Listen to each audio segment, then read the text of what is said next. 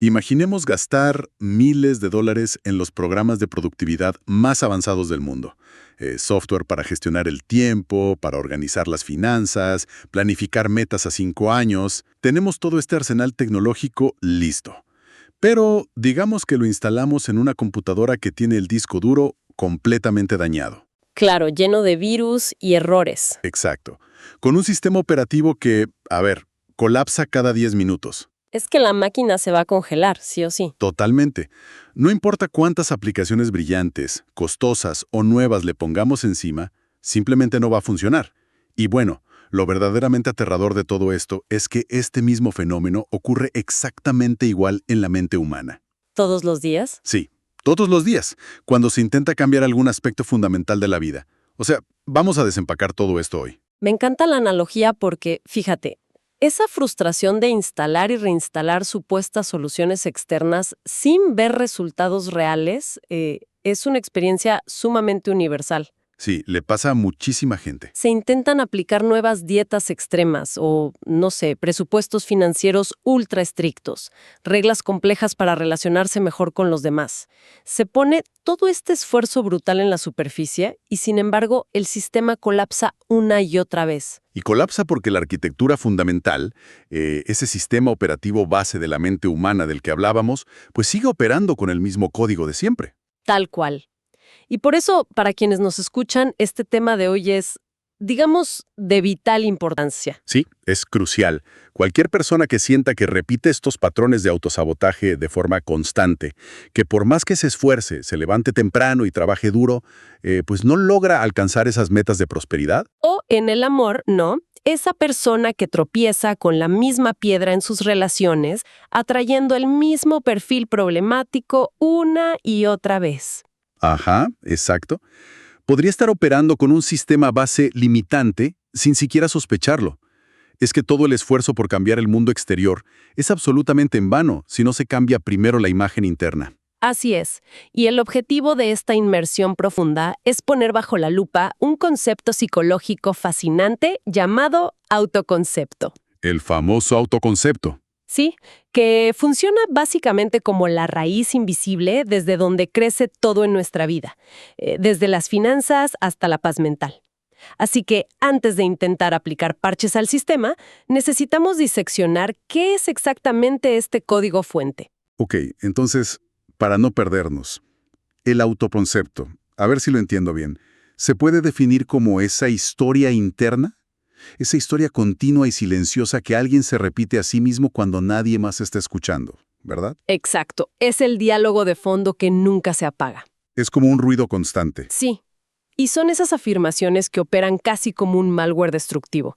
Cosas como, no soy suficiente, o siempre termino arruinándolo todo, el dinero siempre se me escapa de las manos. Uf, esa del dinero súper común. O yo no nací para tener una familia feliz. Pero, ojo, que en el otro extremo pueden ser líneas de código muy constructivas. Claro, los programas buenos. Ajá, cosas como tengo la capacidad de resolver problemas, merezco estar en espacios donde se me valore o aprendo rápido. Lo fascinante aquí es que este monólogo interno no es solo un comentario pasivo sobre la realidad. No es solo un narrador, digamos. Para nada, en realidad es el arquitecto que dicta las decisiones diarias de una manera casi tiránica. Y la psicología moderna advierte algo que resulta crucial para entender esto. Los seres humanos no actúan de acuerdo con lo que quieren conscientemente, sino de acuerdo con lo que en el fondo creen que merecen. Esa es la trampa del merecimiento, exacto. O sea, alguien puede querer con todas sus fuerzas una relación de pareja sana, estable, amorosa. Puede leer 20 libros sobre el tema, ir a terapia, todo. Sí, poner todo el esfuerzo consciente. Pero si su historia interna dicta que es alguien indigno de amor, o que siempre será abandonado, pues va a encontrar la forma subconsciente de dinamitar cualquier oportunidad sana que se la presente. Sí, es inevitable. Es como si el esfuerzo por cambiar las metas, sin cambiar la identidad de fondo, fuera construir un rascacielos sobre arena movediza. Tarde o temprano se viene abajo. ¡Wow! ¡Qué imagen! Y, ¿de dónde saca el cerebro estas ideas? Porque me imagino que nadie nace pensando que es un desastre. Pues mira, lo que debemos entender sobre el autoconcepto es que rara vez es una verdad absoluta. Por más que se sienta como una ley de la física inscrita en piedra en nuestra mente. Sí, a veces se siente súper real. pero es, en su mayoría, una colección desordenada de experiencias pasadas, de, no sé, malentendidos infantiles y comentarios ajenos que el cerebro humano ha interpretado erróneamente como una identidad fija. O sea que cuando alguien se autosabotea, digamos en una entrevista de trabajo para un puesto directivo, o cuando alguien desea prosperidad pero ni siquiera envía el correo para pedir un ascenso. Porque cree que esa posición no es para gente como él. Exacto. Lo que presenciamos ahí es a una identidad del pasado asustada tomando el volante del presente. Totalmente. Está operando desde la herida vieja. Pero a ver, espera, quiero plantear un cuestionamiento aquí, porque me parece que hay una capa evolutiva mucho más profunda debajo de todo esto. A ver, cuéntame. ¿Es el autosabotaje realmente una cuestión de creer que uno no se merece cosas buenas? ¿O estamos hablando simplemente de un mecanismo de defensa biológico brutal? Vas por buen camino, sí. Es decir, ¿no será que la mente prefiere destruir una oportunidad económica brillante o una relación hermosa hoy, simplemente para evitar la hipotética decepción de perderla mañana? Claro, anticiparse al dolor. Exacto. Es como si el cerebro dijera, bueno, mejor lo arruino yo ahora, bajo mis propios términos, porque ya sé cómo manejar este dolor. La perspectiva, de hecho, toca el núcleo exacto de la psicología evolutiva. Así, entonces no es solo baja autoestima. Para nada. Mira, el cerebro humano no es un órgano diseñado para la felicidad, ni para la realización personal, ni para el éxito financiero. Qué triste suena eso, pero tiene sentido. Es un órgano diseñado exclusivamente para la supervivencia. Y para sobrevivir en un entorno primitivo, el cerebro necesitaba predecir su entorno constantemente. O sea, saber de dónde viene el león. Exacto. Por eso, el sistema nervioso siempre va a preferir lo que podemos llamar el caos conocido por encima de la paz desconocida. El caos conocido, ¡wow! Si la identidad de alguien se ha forjado durante años alrededor del drama constante, de la escasez económica o del conflicto familiar, el sistema nervioso ya ha mapeado esas aguas. Ya sabe cómo navegar en esa tormenta. Exactamente. Es un lugar miserable e incómodo, sin duda, pero el cerebro sabe exactamente cómo sobrevivir allí. Conoce las reglas del juego. Por el contrario, la paz financiera, el éxito rotundo o un amor sereno, pues representan un territorio no cartografiado. Claro, el cerebro no tiene un manual de instrucciones para la paz. Tal cual. Esa paz desconocida activa la amígdala. Que es el centro del miedo, ¿no? Así es, el centro del miedo del cerebro. Se activa porque no hay un guión sobre qué peligros podrían acechar en ese nuevo territorio. El éxito se registra literalmente como una amenaza a la supervivencia. ¡Qué locura! O sea, ¿ser feliz se siente como estar en peligro de muerte? Así de fuerte. Entonces, ahí es donde el autosabotaje entra en acción. No por falta de capacidad o de inteligencia, sino como un mecanismo de rescate. Rescata a la persona y la devuelve al pozo. La regresa a su zona de confort, a la escasez o al drama, porque allí es donde el cerebro se siente falsamente a salvo. Prefiere el caos conocido. Bueno, eso lo cambia todo. Y esto nos lleva a preguntarnos sobre el origen de todo este código defectuoso. Claro, ¿de dónde viene? Sí, si este programa interno es el que dicta si alguien se atreve a abrir un negocio o se queda estancado en un trabajo que odia, ¿cómo llegó a instalarse en el disco duro en primer lugar? Bueno, si conectamos esto con el panorama general, la evidencia muestra que un autoconcepto limitado nunca nace de la nada. Siempre hay una raíz. Siempre. Es el subproducto de experiencias dolorosas, generalmente muy tempranas. Hablamos de, no sé, críticas repetidas por parte de padres o maestros, comparaciones constantes con hermanos. Las comparaciones son letales. Sí. O fracasos que fueron castigados severamente, burlas en la escuela o negligencia emocional. Y hay un principio fundamental en la reestructuración cognitiva para entender este proceso. ¿Cuál es? Dice así: una mala etapa no significa una mala identidad. Una mala etapa no significa una mala identidad. Exacto. Y este es el error de traducción más devastador que comete la mente humana. Si alguien fracasa en su primer intento de emprender a los 20 años, eso es simplemente un evento en el tiempo. Pasó una vez y ya. Pero la mente, buscando protegerse de un futuro fracaso, lo traduce como soy un fracasado. Convierte un verbo en un sustantivo. Tal cual. Tardar en comprender las matemáticas en la escuela no es sinónimo de incapacidad intelectual profunda, pero se internaliza como soy un inútil para los números. Ser traicionado por una pareja no vuelve a la persona indigna de confianza, pero la etiqueta que se guarda es siempre elijo mal. O todos me engañan. Ajá. Esas experiencias tempranas se solidifican y pasan de ser eventos temporales a convertirse en rasgos de personalidad inamovibles.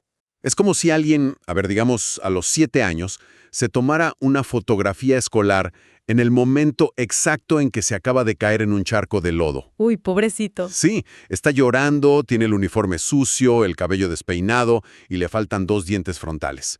Y luego, en un acto de locura total, decidiera usar esa misma fotografía embarazosa y temporal como su foto de pasaporte oficial por el resto de su vida adulta. Es una analogía perfecta. Imagínate, cada vez que va a pedir un crédito al banco, o a postularse a un empleo corporativo, o a conocer a una posible pareja, saca esa foto arrugada llena de lodo y dice, este soy yo, trátame de acuerdo a esta imagen. Y claro, el mundo responde a esa imagen. Exacta.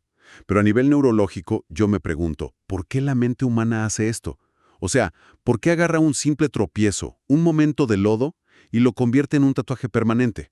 Pues mira, la respuesta está, curiosamente, en el gasto de energía. Energía física. Sí, metabólica.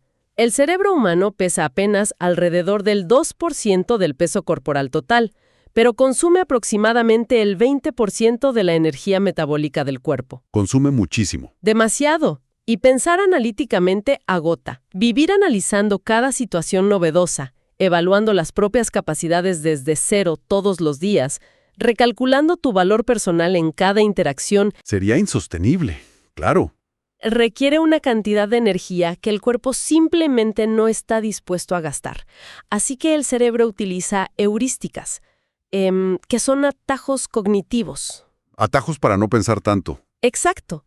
Etiquetarse a uno mismo como el torpe de la familia, o el que no tiene cabeza para los negocios, o el que siempre será pobre, es una forma increíblemente rápida de categorizar el mundo y predecir el futuro. Es decir, la etiqueta ahorra calorías. Biológicamente sí, así es.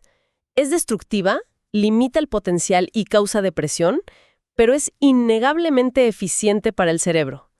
Al colgarse esa etiqueta limitante, la persona ya no tiene que gastar energía en intentar cosas nuevas. Claro, ya sabe el resultado. Ya no tiene que prepararse para entrevistas, ni aprender sobre inversiones, ni tolerar la inmensa incertidumbre que conlleva el camino hacia el éxito.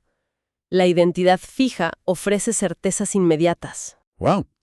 O sea que se sacrifica la felicidad a cambio de certidumbre metabólica. Básicamente. Pero bueno, la buena noticia es que no estamos condenados a usar esa foto de pasaporte desactualizada para siempre. Afortunadamente no. Es posible reescribir este código si se entiende cómo acceder al sistema operativo.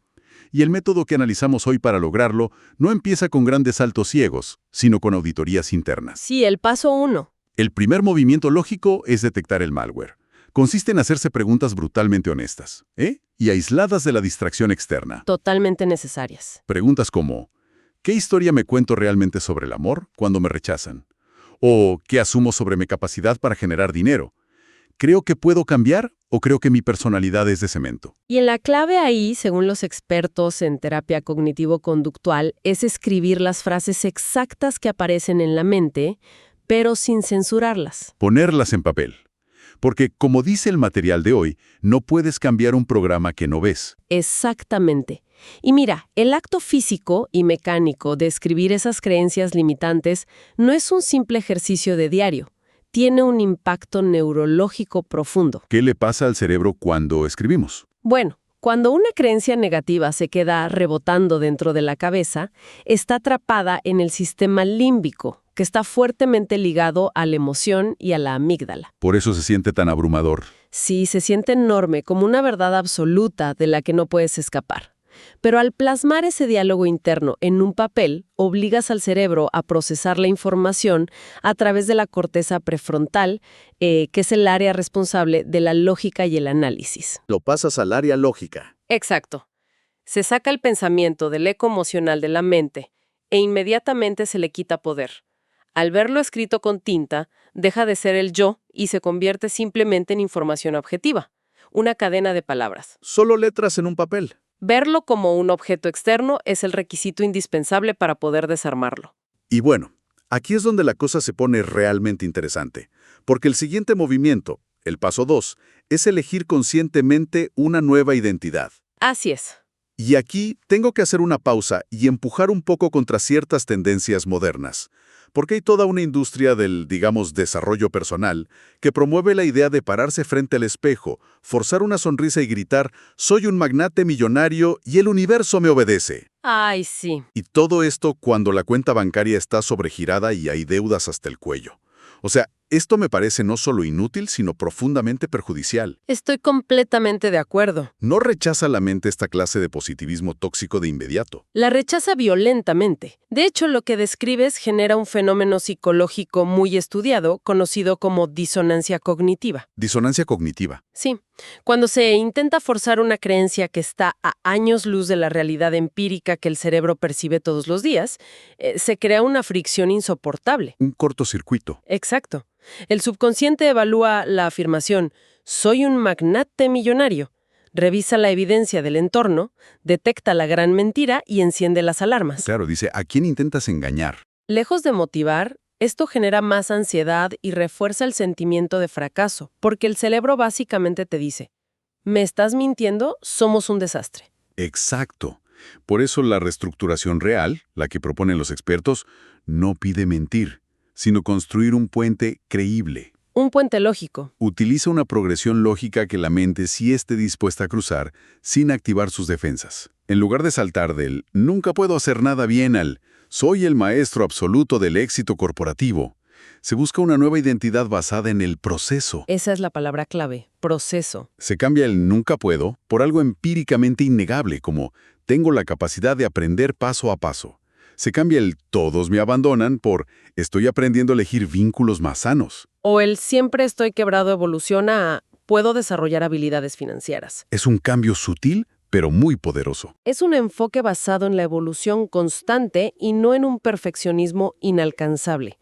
Al construir afirmaciones centradas en el proceso de aprendizaje, se elimina por completo la resistencia de la disonancia cognitiva. Claro, porque no le estás mintiendo al cerebro. Exacto. El cerebro no puede argumentar en contra de un «estoy aprendiendo» porque aprender es una acción en curso. No es un estado absoluto que deba ser validado por la realidad externa inmediata. Tiene toda la lógica. Se le da al sistema nervioso un objetivo que no activa la amígdala, sino que despierta los centros de curiosidad y de plasticidad del cerebro. Y esto nos empuja directamente al paso 3, la necesidad de la evidencia física. Porque elegir una nueva frase razonable, por muy bien diseñada que esté para evitar la disonancia cognitiva, pues no es suficiente. No, las palabras solas no alcanzan. El cerebro no es tonto. No se deja hackear solo con un par de frases bonitas escritas en un cuaderno. Exige pruebas contundentes y palpables en el mundo real para adoptar esta nueva identidad. La acción diaria es el único lenguaje que el cerebro profundo entiende como verdad. Totalmente. Si la nueva identidad elegida es «soy una persona disciplinada», la indicación no es meditar bajo un árbol sobre la disciplina, sino ir y hacer una tarea concreta, por minúscula que sea, como, no sé, organizar el escritorio. O hacer la cama. Exacto.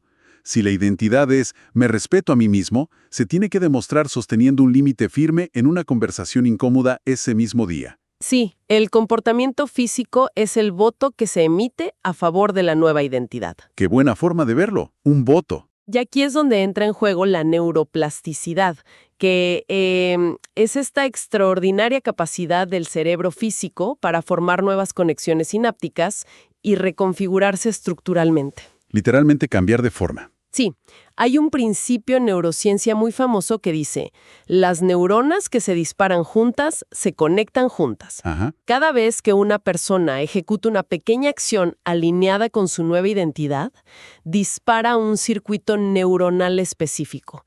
Al repetir esa acción a lo largo de los días, ese circuito se recubre de una sustancia llamada mielina. ¿Mielina? Sí, lo que hace que la conexión sea más rápida, más fuerte y, eventualmente, automática. Las palabras sin acción son solo intenciones flotando en el aire, pero las palabras respaldadas por la fricción del mundo real esculpen físicamente el cerebro. O sea que sentarse a visualizar, ser productivo sin jamás abrir el correo electrónico o empezar el reporte es una pérdida de tiempo a nivel neurológico.